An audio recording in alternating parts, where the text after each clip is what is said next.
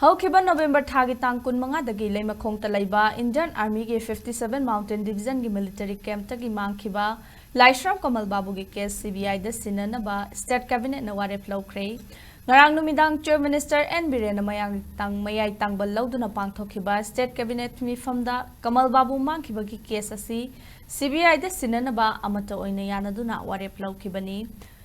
Thaudo asigi matangda thijinaba lawkhatkiba case ningthina amadi sengna makhat chathaba ngamnaba Cbi da Sinnabagi khongthang asi lawkhatkibani hairi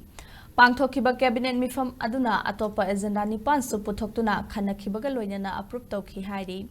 ningsingba yai Assam ge Kasar district ki Gosaipur khuldagi laklaga state asigi loitang khunauda laiduna Leimakhong gi military camp ta contract work ama yengsinbagi thabak tawriba Laishram Kamalbabu